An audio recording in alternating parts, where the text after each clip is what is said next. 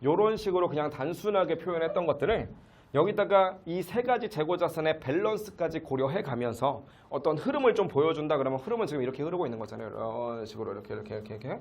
결론적으로 기초와 기말의 밸런스를 보여주면서 단기의 증가와 감소 같은 흐름을 좀 보여주려면 이렇게 T 계정으로 정리해 놓으면 눈에 잘 보인다는 거죠. 그래서 앞으로 원가의 흐름 이야기를 할 때 이렇게 T 계정을 좀 잘 활용할 텐데 그래서 우리 챕터 2의 지금 제목이 뭐예요? 원가의 흐름이라고 되어져 있잖아요. 그래서 흐름을 조금 보려면 T 계정으로 앞으로 좀 정리할 겁니다. 무슨 말인지 아시겠죠? 그죠?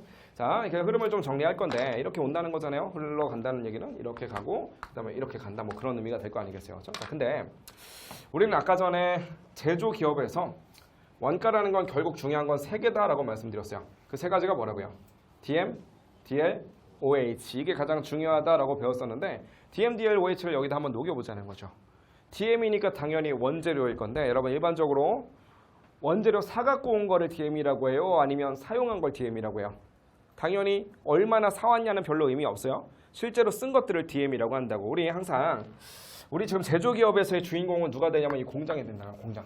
얘가 지금 주인공이다라고 했으니까 매입보다는 딱 눈으로 봐도 누가 더 중요한 거예요? 사용한 게 더 중요한 거라고. 그래서 우리가 DM이라고 하는 게 재료비다라고 배웠는데 그것은 바로 사용한 거. 얘를 일반적으로 DM이라고 부르자고 이렇게. 제가 아까 전에 우리가 그동안 배웠던 거 한번 써머리 하면서 원가가 최초로 발생하는 자리는 어디라고요? 원가의 최초 발생은 결국은 공장에서 발생하는 거고 공장 중에서도 어디서 발생하는 거냐면 공장에서 원가가 증가하는 거니까 제공품의 증가 이 부분이 바로 원가의 발생이라면서요. 그럼 여기서 DM이 하나 발생하긴 했는데 DM은 재료니까 앞단에서 끌어오는 것들이 이렇게 존재하겠지만 나머지 DL이나 OH는 앞단에서 끌어오는 개념은 아닐 거예요. 왜냐면 사람이니까. 사람을 어디다 가둬놨다가 끌어오는 거 아니잖아요. 이렇게. 제조간접 원가라는 것도 기계인데 기계라는 것들은 그냥 이 안에 들어있는 것도 어디서 끌어오는 게 아니라고요. 그래서 걔네들은 그냥 T계정을 그리려면 충분히 그릴 수 있는데 굳이 T계정을 그리려고 하지 마시고 그냥 이 자리에서 그냥 우리가 발생한다 이렇게 보시면 되겠어요. 그래서 DM이 여기서 발생했으면 여기에서 DL과 OH도 발생한다라고 해서 DM, DL, OH는 여기서 그냥 붙여주면 되겠죠. 이렇게. 무슨 말인지 아시겠죠? 그죠? 자, 결론.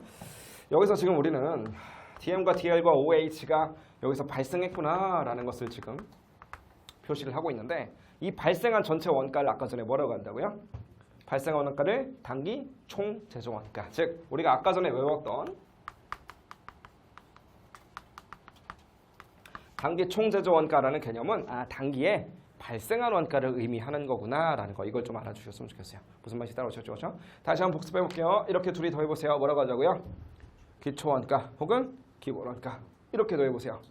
가공 원가 혹은 전환 원가. 기본적인 얘기지만 꼭 좀 알아두시길 바랍니다. 그렇죠? 자, 한 가지 조심하셔야 되는 거. 원재료를 사용했으니까 무조건 다 DM으로 간다. 맞았어요? 틀렸어요? 조건이 하나 붙는 거죠. 무슨 조건이 붙어야지 DM으로 가는 거야? 추적이 돼야 된다는 거죠. 그렇죠? 그래서 사실은 일반적으로 별 얘기 없으면 그냥 추적이 된다라고 보시면 돼요. 그래서 일반적으로 그림을 그릴 때는 이렇게 DM하고 연결을 좀 시켜주는데 시험 문제에서 혹시나 내가 100원을 썼는데 그중에서 80원은 추적이 되지만 20원은 추적이 안 된대요. 그럼 80원 어떻게 할까요? 80원 여기로 붙이세요. 20은 어떻게 할까요? 20은 이제 여기로 붙여버리는 거라고 이렇게. 무슨 말인지 아시겠죠? 그죠? 그런 것도 시험 문제에서 잘 나오니까 나중에 계산 문제로 좀 연습해 봅시다. 자, 그럼 이게 이제 단기 총 제조 원가였어요. 자, 근데 용어를 좀 정리하자면 우리 요놈에 대한 용어도 따로 있잖아요. 이렇게 완성된 거, 그죠? 자, 완성된 원가랍니다. 완성된 원가 우리 뭐라고 부르기로 했었어요? 이것도 결국 제조 원가인데 완성이 됐다라는 조건이 붙었거든요. 그럼 완성이 됐으니까 완성되면 그 다음 계정으로 원래 공장에서 뭐였는데요? 제공품이었는데 완성이 됐으니까 그 다음 계정으로 뭐가 돼버린 거예요? 제품이 돼버렸잖아요. 그럼 이름을 뭐라고 하자고요? 단기에 제품이 되어버린 원가인 거죠. 그래서 단기 제품 제조 원가라고 합시다. 이렇게. 단기 제품 제조 원가 이런 말을 좀 써주세요. 이렇게. 무슨 말이 따라오셨죠? 그죠? 자, 마지막으로 여기 있는 판매된 거 요놈한테도 이름을 좀 붙여줘야죠. 판매된 원가입니다. 뭐라고 하자? 매출 원가. 그죠? 매출 원가라는 표현은 앞으로 관료에게 들어가면 엄청 자주 쓸 표현이니까 우리가 좀 약자로 쓸게요. 뭐라고 할까요? 이거? CGS, Cost of Goods Sold라고 해서 CGS라고 부르면 다 이 바닥에서는 그냥 매출 원가예요. 이것도 당연히 제가 만든 말 아닐 거 아니겠어요? 그죠? CGS라는 말 실무적으로도 많이 쓰니까 좀 알아주셨으면 좋겠습니다. 이렇게. 무슨 말인지 아시겠죠? 그죠? 자, 그러면 잘 보세요.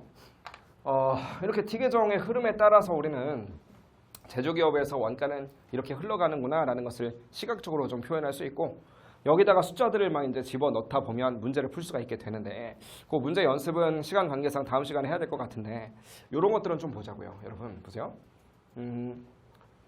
어차피 T계정을 만들면 궁극적으로 뭐 할 거냐면, 아까 원가액에 잘 해놓으면 내부 관리적으로도 물론 써야 되겠지만, 또 하나 뭐가 있냐면 외부 공시하는 재무회계도 얘가 도와주는 거라면서요.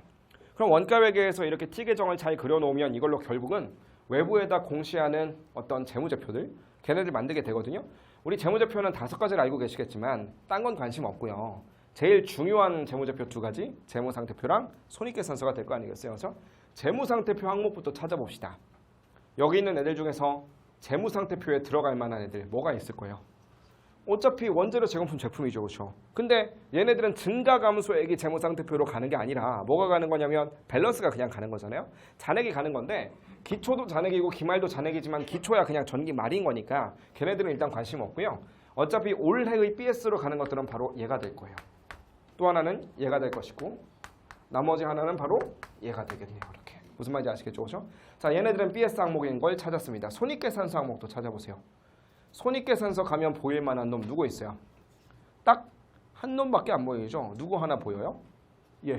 얘는 당연하게도 손익계산서 가면 매출액 바로 밑에 자리를 하나 차지해야 되는 그런 놈이잖아요. 그렇죠? 자, 그럼 결론적으로 여러분, 제가 지금 하는 말이 맞는 말인지 틀린 말인지 한번 맞춰보세요.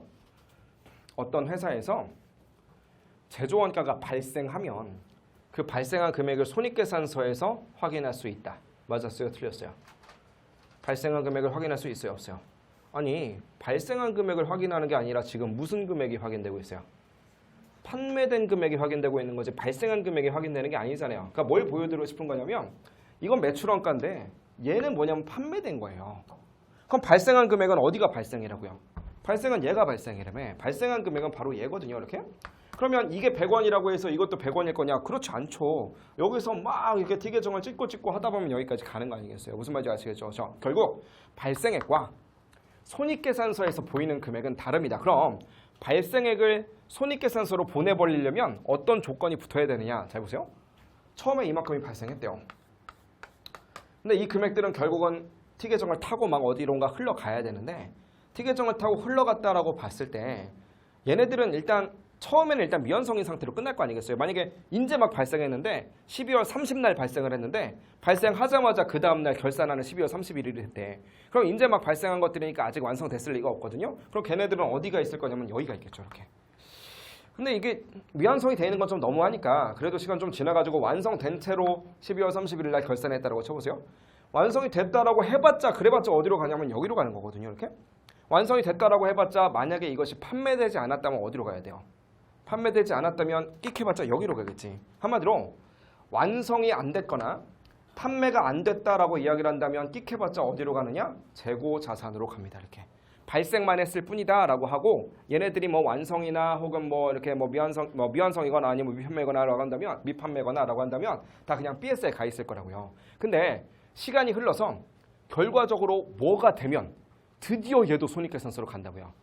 판매가 되면 드디어 손익계산서로 가는 거잖아요. 그렇죠? 그럼 그 플로우를 한번 따라가 본다면 이렇게 되는 거 아닌가요?